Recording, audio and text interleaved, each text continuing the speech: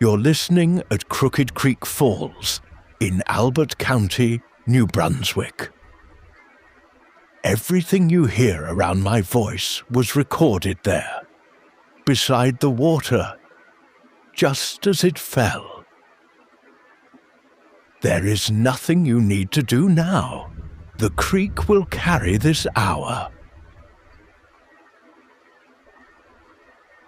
Come in, drifters. We're back at the hut tonight. The door's open, the lamp is low, and the fire is small on purpose, so the creek can do the talking. Before you settle, a small favor or two, the only ones I'll ever ask. Somewhere under this episode, there's a place to leave a word. Tell me where you're drifting off from tonight, or what keeps you up. I'd like to know. I read everyone slowly, by this fire, the way I do everything. And if you'd like to find your way back here, follow the show. Think of it as leaving a lamp lit in the window for yourself. That's the whole favor. Now, no more asks. The rest of this hour belongs entirely to you. You might wonder how a man who talks for a living gets himself to sleep. I keep a small kit by the bed, amber glasses when the lamp's still on, so the light stops arguing with the evening, a strip across the nose so the breath runs quiet, a little magnesium with the last glass of water. Small things. The whole list is written under this episode, right at the top for anyone curious. Not promises, mind you, just what I use, an old man's kit. The rest of it, the only part that matters, is the creek and an old story. And both of those are already here.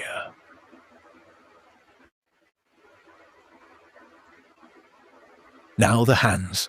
All day they gripped things, tools and handles and phones, and heavier things with no shape at all. Find your right hand, wherever it's resting, and let it go loose. Not open, not closed, just loose, finger by finger, heavy as a glove someone set down. Now the left, the same slow letting. This is a long hour, with more quiet in it than talk, and that's on purpose. You don't need to follow along. If my voice becomes just another sound in the water, that's the whole idea, working. Wherever sleep meets you, let it.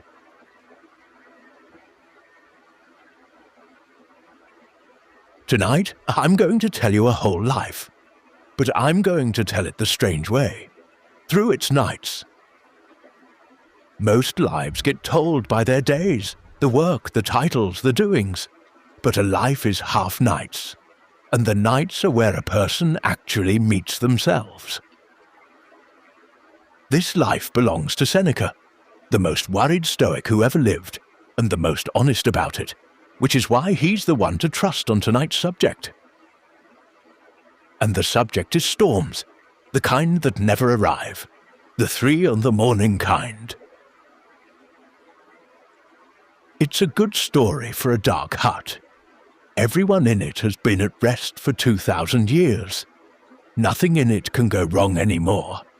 It already went every way it was going to go. All that's left is the telling.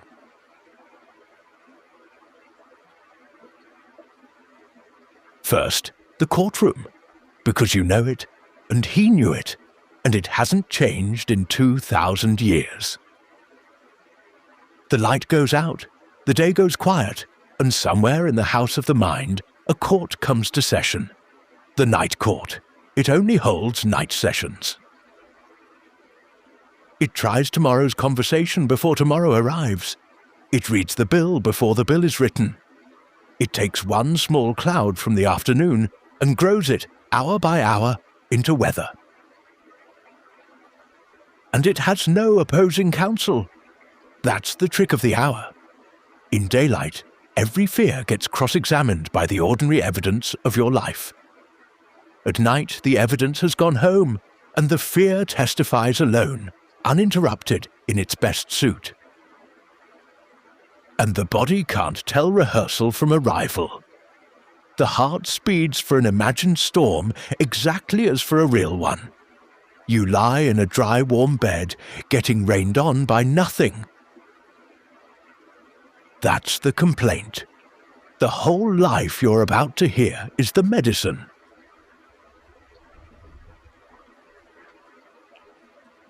One thing about me first, so you know why this story is mine to tell. I work nights, have for years. I fix heavy things while the rest of the world sleeps. So 3 a.m. isn't a strange country to me. It's my working hour. I've stood inside more of them than almost anyone you'll ever meet. And I'll tell you what I've learned. Watching 1,000 of them arrive and leave. Not one of them ever brought the storm with it. The hour comes in empty-handed every single time. Whatever weather is in the room at 3 a.m, you brought it. The difference between me and the night court is only this. I go to that hour with work in my hands.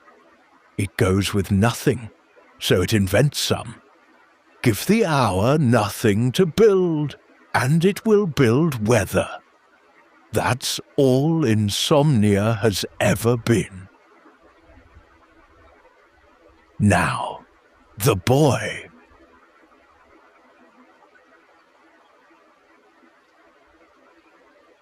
He was born a little before the year 0, in Cordoba, in Spain, into a family of words. His father wrote, his brothers rose, the house expected things. And almost nothing about the boy's body worked properly. Weak lungs from the start, the kind of child who is listened to at night, through walls, by people pretending not to listen. His nights were the first courtroom. A boy lying in the dark, fighting for breath, so often and so badly that he wrote, decades later, about the nights he believed each breath might be the last. Hold that picture gently. Every remedy this man ever left us was tested there first. In the dark, breath by breath. He was writing home from inside the storm country his whole life.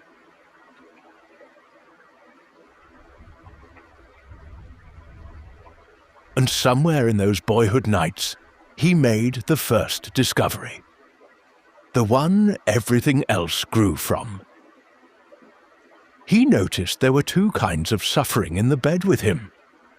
There was the breath itself, the actual struggle, which was hard, but which came one breath at a time, and each one, taken alone, was survivable. He kept surviving them. And then there was the other thing, the fear of the next breath, the rehearsal of the bad night ahead, the imagined suffocation which arrived all at once, whole hours of it in a single minute. The real thing came in pieces small enough to bear. The imagined thing came assembled. A sick boy doing the first honest accounting of the night court. The actual hard, but piecemeal, and always survivable so far. The imagined, unbearable, and not even real. He would spend 60 years turning that one observation into a philosophy.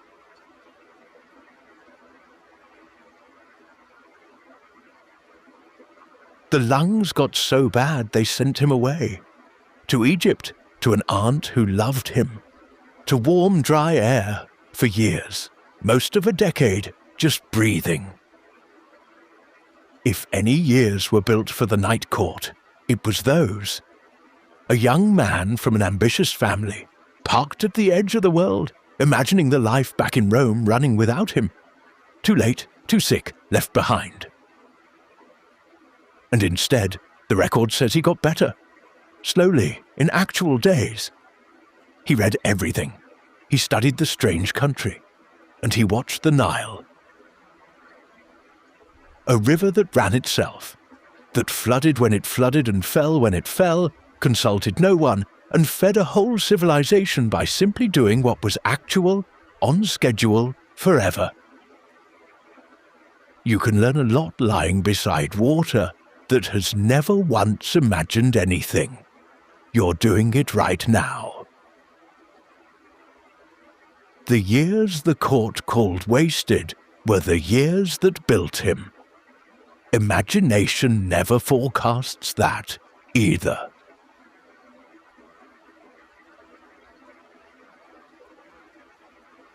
He came back to Rome late, health patched, career behind schedule. And then the family expectation machine got what it wanted. He rose, courts, speeches, a name people started competing to say. And here is the lesson of the middle of his life, and maybe the middle of yours. The ladder did not dismiss the court. Every rung-up gave the night sessions better material. More to lose is more to rehearse losing. The sick boy had feared for his breath. The rising man now feared for his standing, his fortune, his name, and the fears were bigger because the rooms were bigger. If success could adjourn the night court, the top of every ladder would be the best rested people alive. Look around, it isn't so. The court doesn't care what you have. It only cares that you have something. It can build a storm out of any weather at all.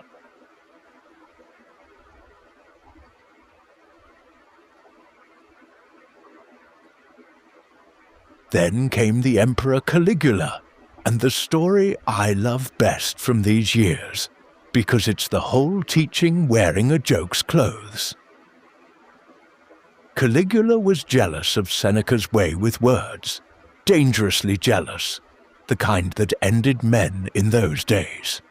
And the story goes that he considered having Seneca killed, and decided against it because Seneca looked so sick, so certain to die within the year, that killing him seemed like wasted effort.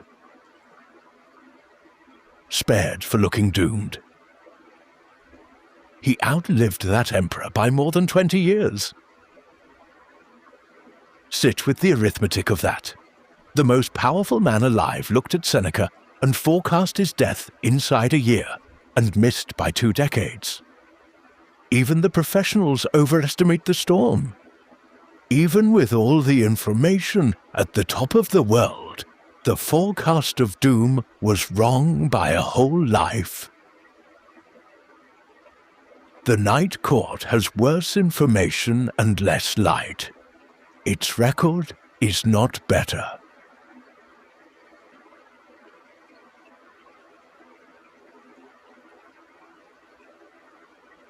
So when this man finally writes it down, the sentence he's famous for, understand it was earned in every room of his life.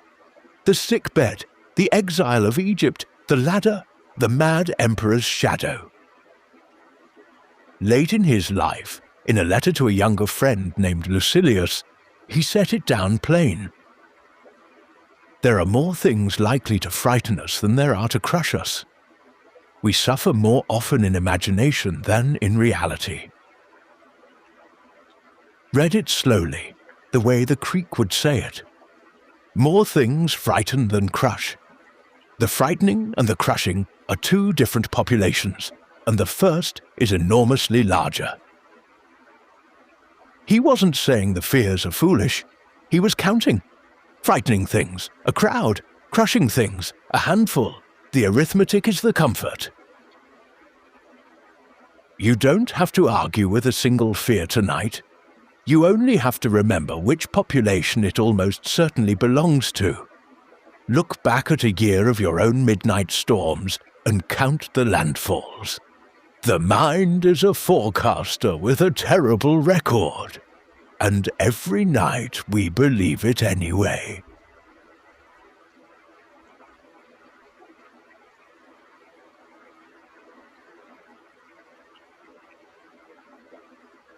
Listen to the creak a moment, before the storm in this story finally comes. Here is a thing that has never once imagined anything. It doesn't rehearse tomorrow's water. It doesn't replay yesterday's. It runs what is actually here, this minute, over these actual stones, and that's the entire operation. All night, it will keep doing the realest thing in the county, and you can rest beside it and borrow that. The world only ever does what's actual. The imagined storms are ours alone. Nothing else in the dark carries them. Not the water, not the spruce, not one small sleeping bird in all these woods.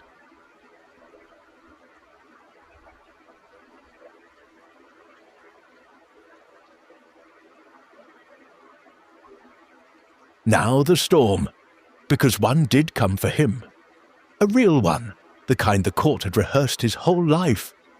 And you should know the ending before I start. He came back. He always came back. In middle age, at the very height of everything, Seneca was accused at court. The details are old palace gossip now, an affair he probably had nothing to do with, a new emperor's mother clearing the board. The why never mattered. The verdict did. Banishment. Corsica, a rocky island at the far edge of his world. Everything gone in a season. The work of decades, the standing, the name people had competed to say, unspoken now in the rooms that had said it. The exact storm, you understand.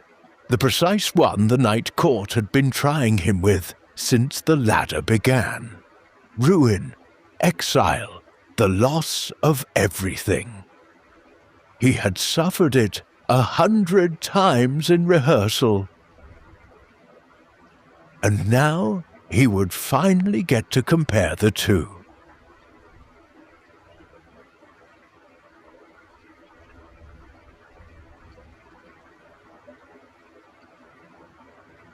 Picture the night before the ship sailed, because that night is the whole reason I'm telling you this story.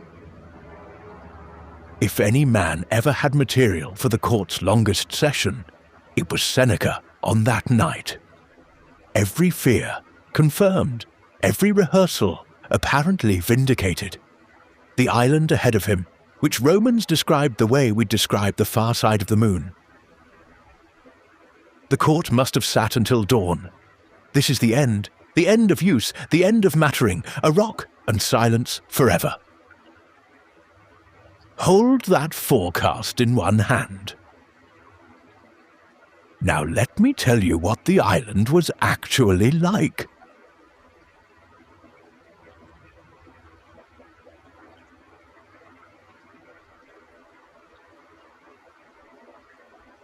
The real island had stars. That's nearly the first thing he noticed. The same stars as Rome, in the same order, keeping the same old positions over a different shore. He wrote a letter to his mother from that rock. She was grieving his ruin harder than he was, and it isn't a howl. It's calm, almost embarrassed to be calm. He tells her in so many words, nature is everywhere. My mind came with me, and no place is exile to a man who brings himself along. He read, he wrote, he studied the island itself, the odd birds, the tides, the way the light came off the water, because a mind like his couldn't help working, even shipwrecked at the edge of everything. The days on the island turned out to be days. Mornings, meals, weather, sleep. 8 years of them, and he lived every one. The catastrophe, lived in, kept turning out to be furnished.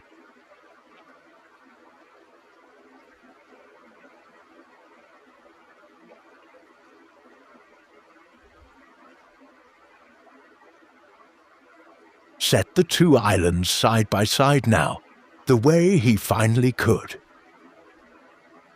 The imagined island had no stars in it.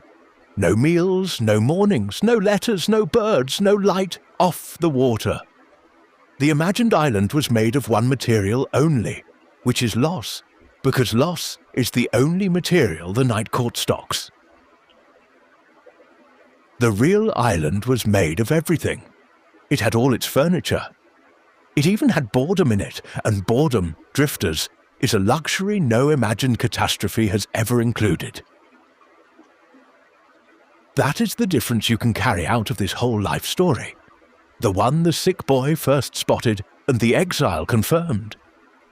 Reality arrives with all its furniture. Imagination sends only the wind. Whatever you're dreading tonight, if it ever actually comes, it will come furnished. With mornings in it, and meals and people, and odd sideways mercies the dark cannot see from here. It will be livable the way the island was livable. The unlivable version is the only one that isn't real.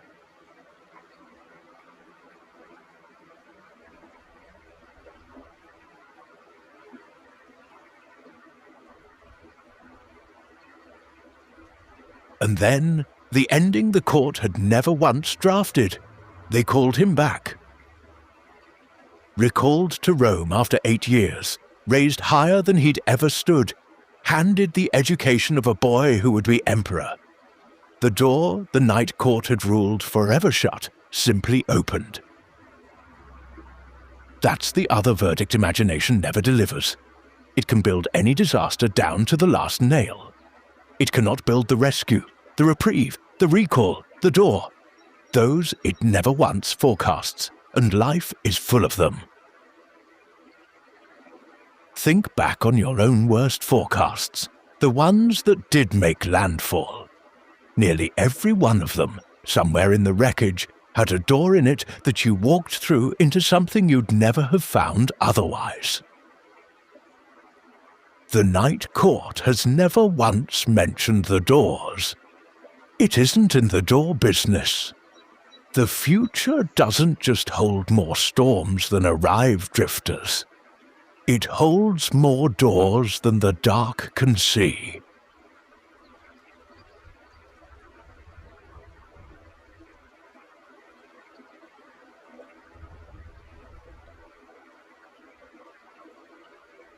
Now, the last movement of the life, because what he did with his remaining years is the practical part, the part you can take to bed. He was old now, rich again, famous again, and still, by his own admission, a man whose mind could build weather. The court doesn't retire. So he built practices against it, and he wrote them all down for Lucilius, which is why we have them. 3 of them, and I'll give you all 3, slow, one at a time. They are the whole toolkit, the daylight rehearsal, the evening review, and the question for the middle of the night.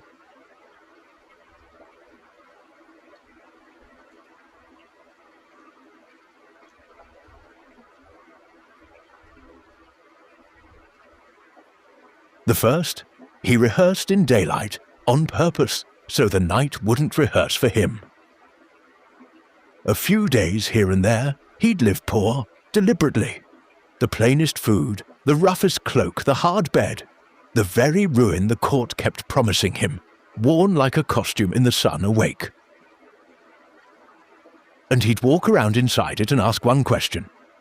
Is this the condition I feared? And the answer every time was a kind of laugh. This, bread and a blanket and a bit of boredom, this is the monster. That's rehearsal done right. Once, deliberately, with the lights on. Not nightly, against your will, in the dark. Imagination was given to us for rehearsal. It's a good tool, but it's a daylight tool. He used it at noon so it would sit quiet at 3. The storm, met on purpose, is nearly always smaller than its forecast. He proved it with his own body, and slept the better for it.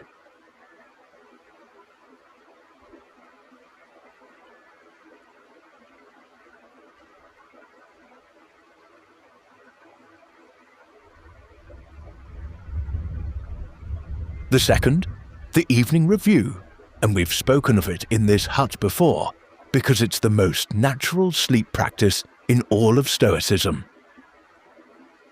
When the lamp was carried out, he'd scan his day once, briefly.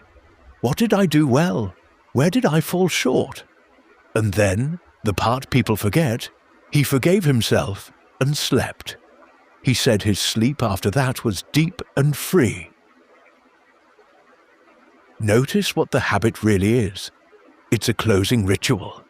The court gets one short, kind session in the evening, with the judge awake and fair, and the evidence still in the room. And then the docket is closed. Anything that knocks after close of session is heard tomorrow. That's not avoidance. That's a court that keeps decent hours. You don't need to run the review tonight. Consider it run. The day was what it was, you did what you could, and that was enough. Docket closed.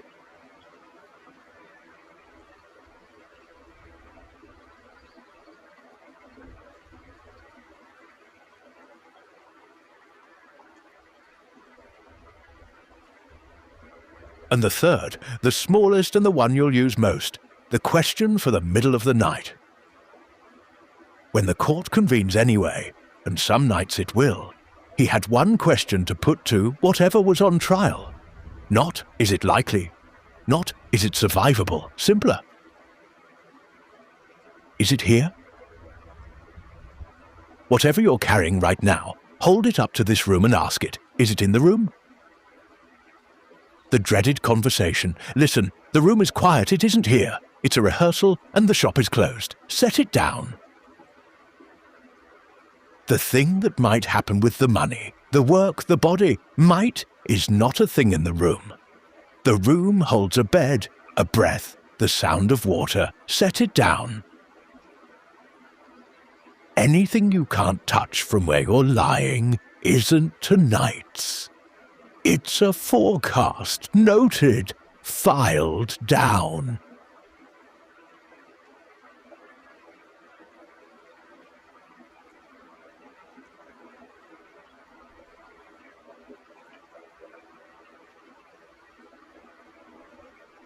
The replay of today, the moment you do differently. That one's not a forecast, it's a rerun, and the court loves those too. But the same question applies. Is it here? It's downstream, around the bend, water you will never touch again no matter how long you stand in the creek. Set it down.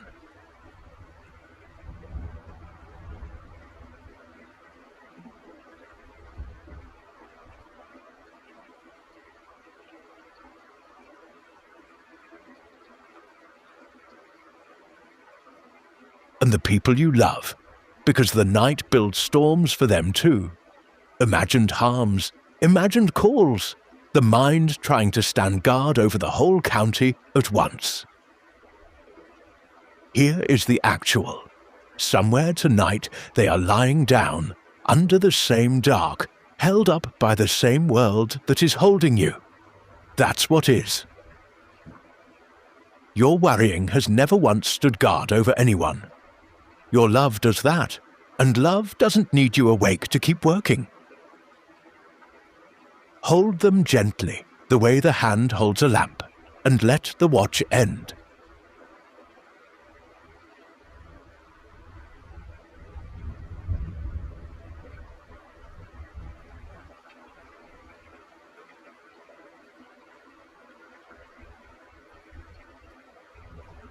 I'll add my own small practice to Seneca's 3 from the night shift, since we're being practical. Some jobs go wrong in the imagination before they ever start. You stand there at midnight seeing the whole failure. Finished, delivered, blamed. And then you start one bolt, one step, and the actual job is never the imagined one. Smaller, plainer, solvable mostly. Because hands are honest in a way the midnight mind is not. Hands only ever work on what's in front of them. You cannot turn a wrench on a maybe. You cannot tighten a might. So when the court starts building, I put my attention where my hands would go. The breath, an actual thing. The blanket's weight, an actual thing. The creak, an actual thing. The imagined storm needs your attention to stay standing. It's the only weather that does. Rest your attention on what's actual, and the storm stands out there unfed, and it leaves the way fog leaves, by morning, on its own, ignored.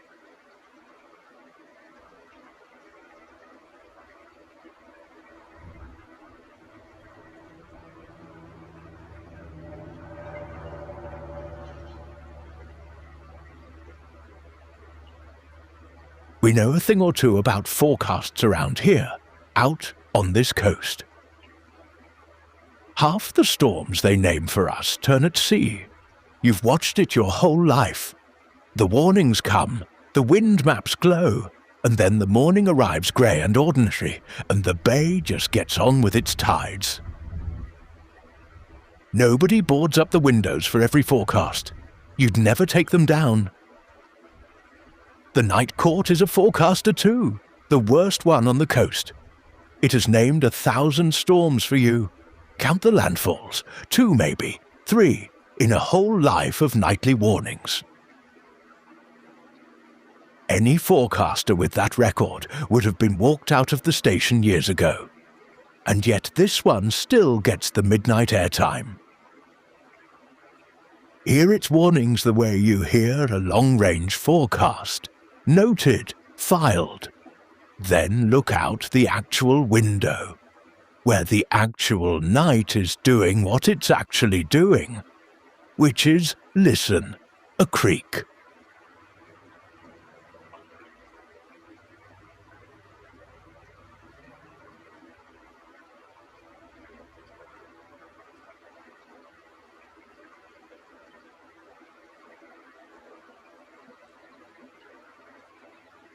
Now, honesty, because this hut runs on it.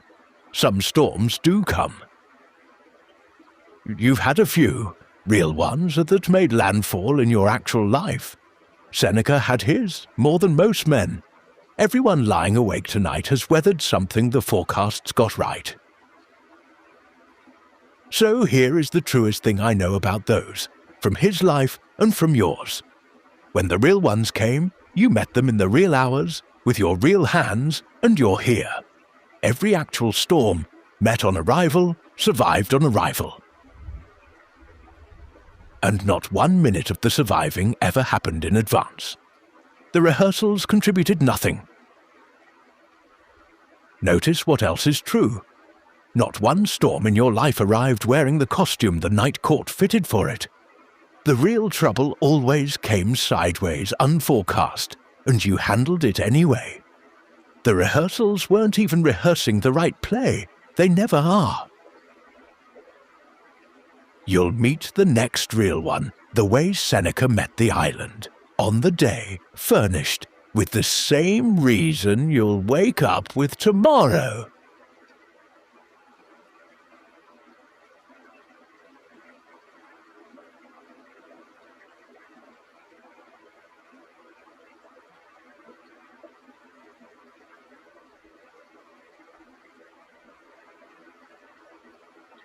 Marcus, the emperor who came later and kept the Stoics' pages by lamplight, wrote himself a note about exactly this, in words I've made just a little more modern.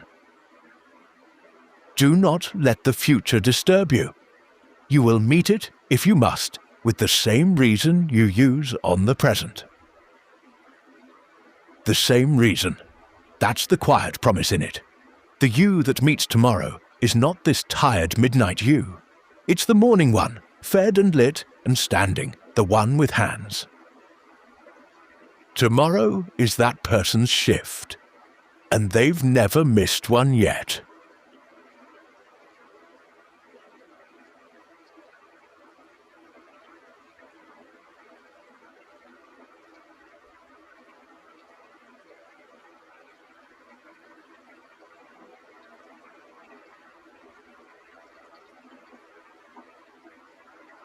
So look once more kindly at whatever you brought to bed tonight.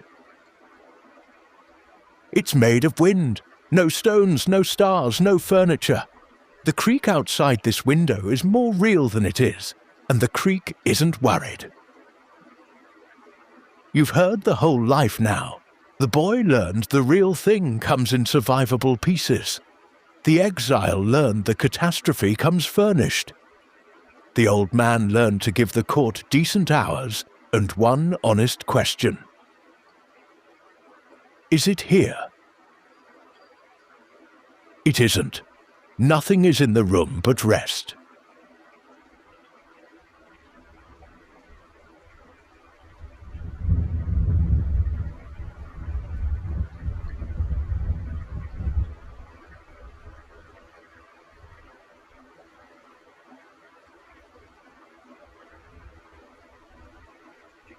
The night court is adjourning now. The judge was tired anyway. The witnesses were all made of weather. Case by case, the docket empties into the water. Court resumes in daylight if it must. It usually finds the whole calendar cancelled. The gates can close. The watchman off duty. Everything inside the walls was always the only thing that was really yours, and all of it is safe.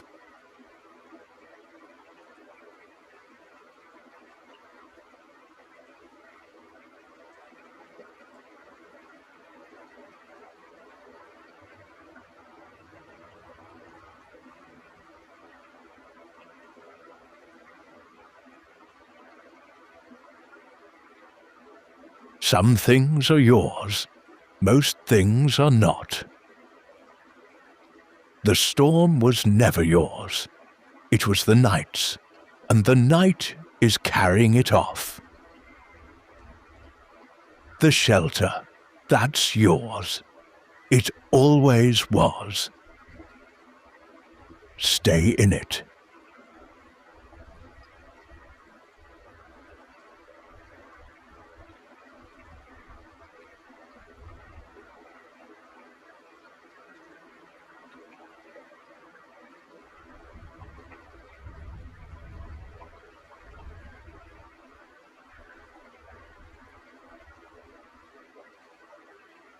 Let the body have the last word now, because the body never once believed the forecast anyway. The jaw, unclenching, back teeth just apart. The shoulders, down off the ears, sliding home. The chest softening on every breath out. The hands loose as gloves. All the way down to the feet, heavy, pointing nowhere, going nowhere. Now, feel it. No rain on any of it. There never was.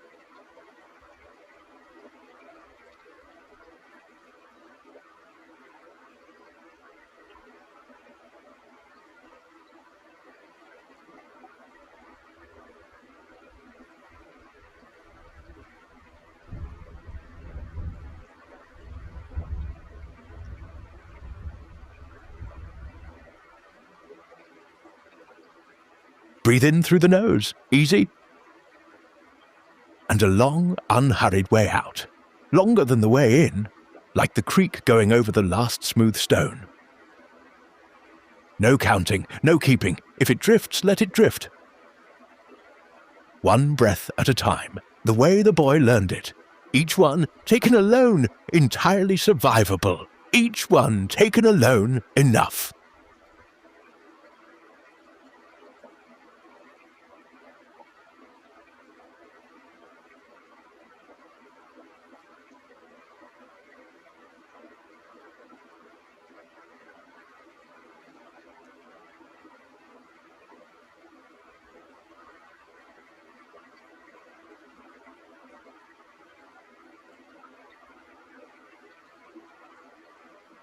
The creek is still going.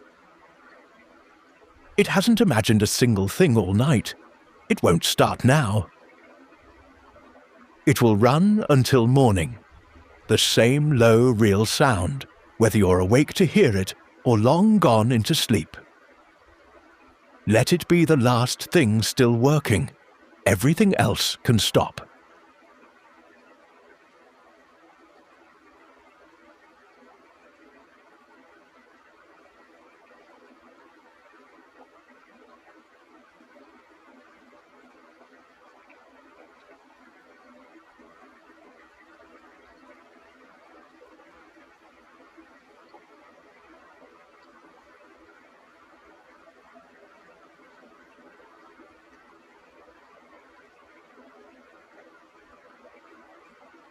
What you set down tonight will keep until morning. Things worth keeping usually do. And things not worth keeping, the water takes.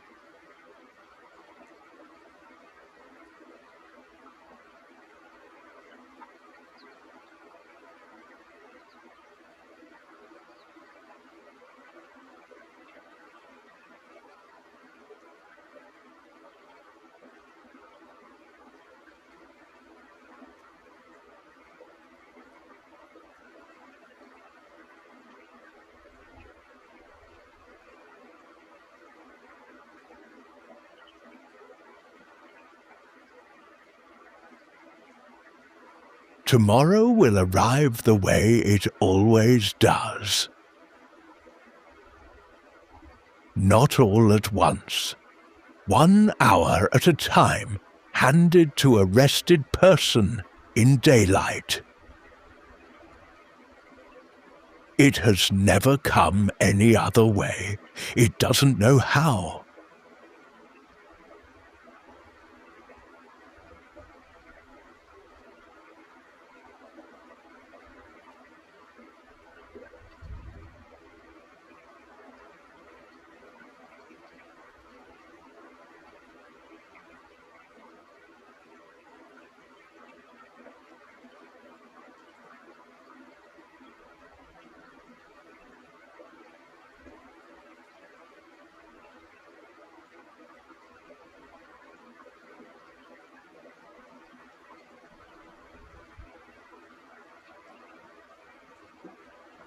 The lamp is low, the fire is almost out, and that's right.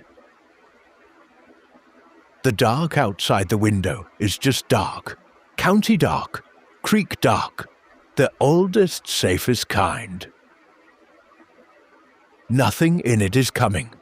Everything in it is going, downstream with the rest.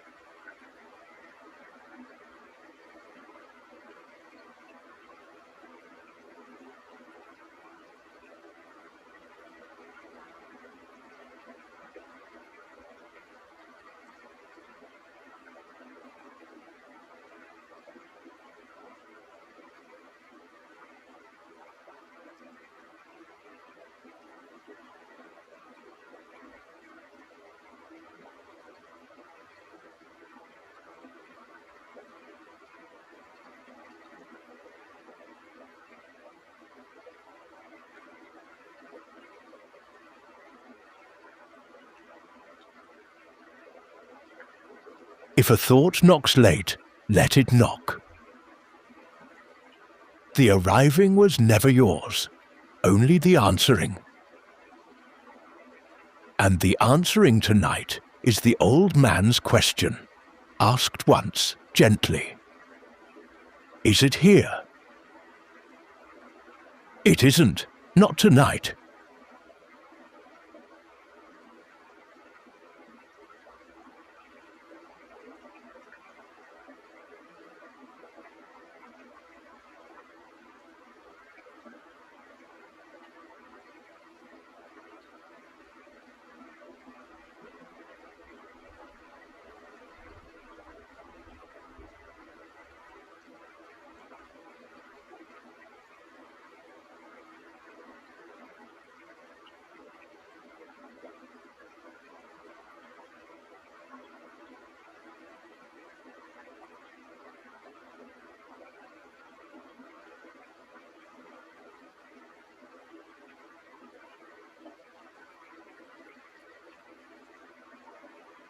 No storm has ever needed you awake to end. They end in the dark, unattended, all of them, real and imagined alike. This one is ending now. Listen, that sound isn't rain. It never was.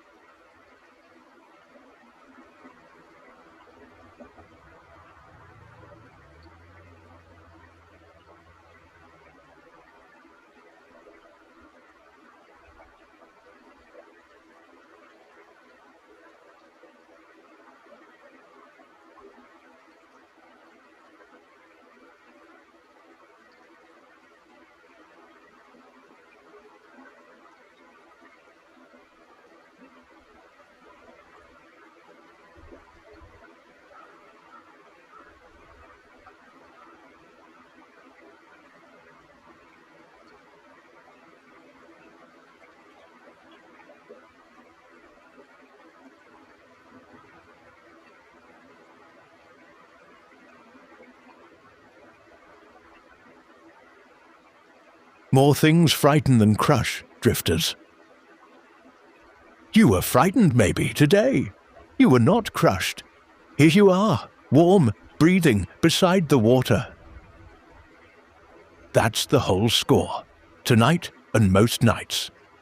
Frightened sometimes, crushed almost never, held always.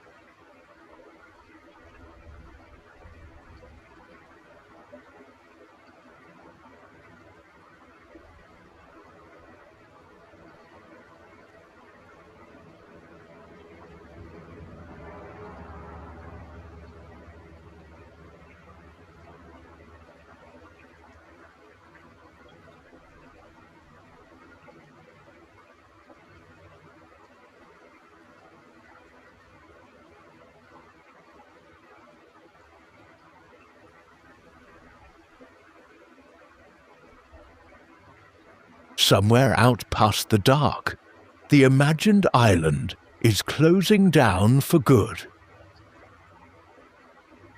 And the real night is all around you instead, furnished like it always was. A bed, a breath, a creak. Every item in the room is kind.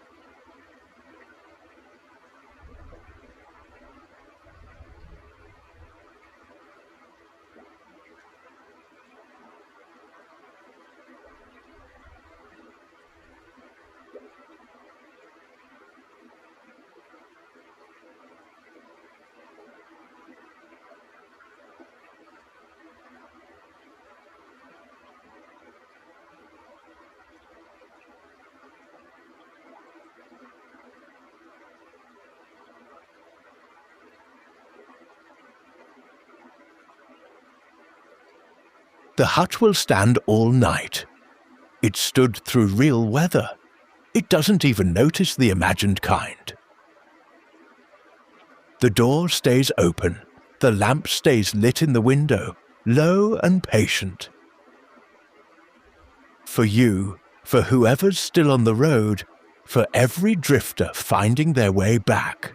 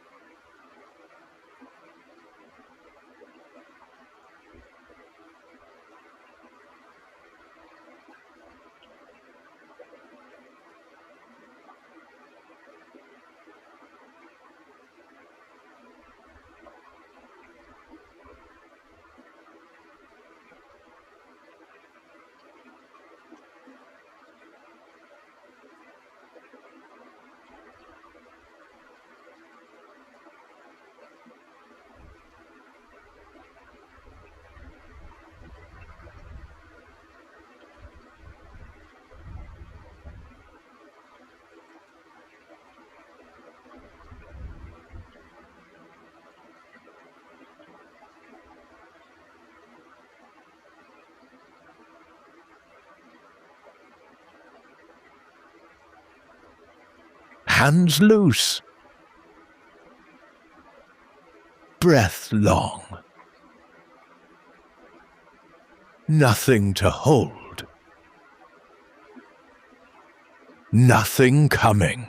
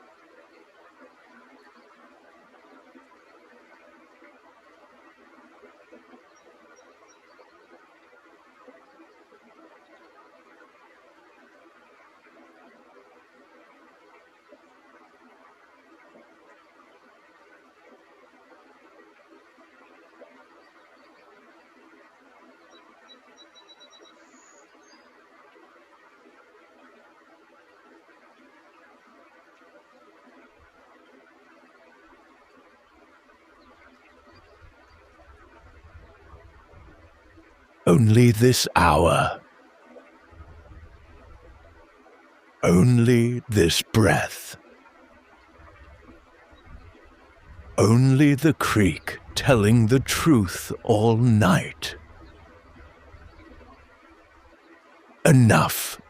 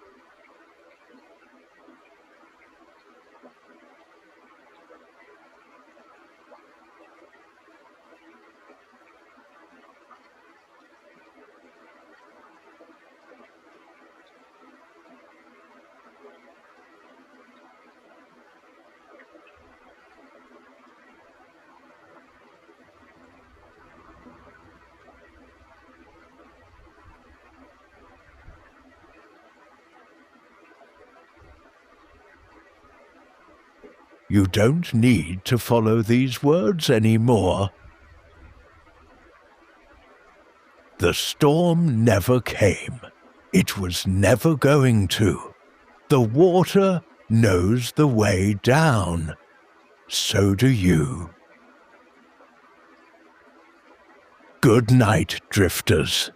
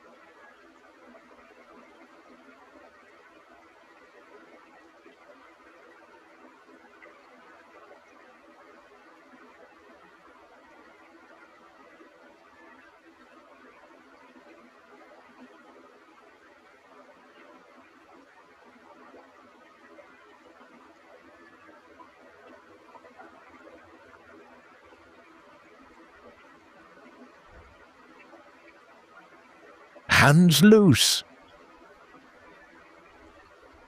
breath long, nothing to hold, nothing coming.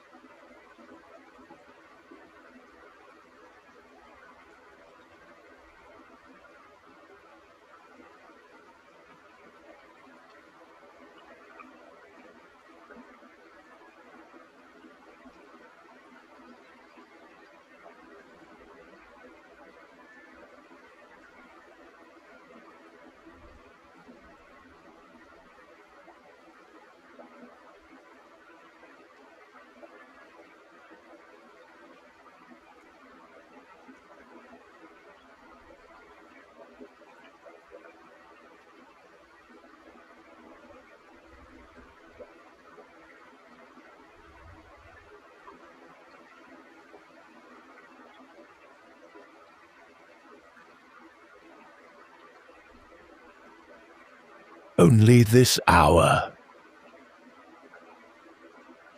only this breath, only the creek telling the truth all night. Enough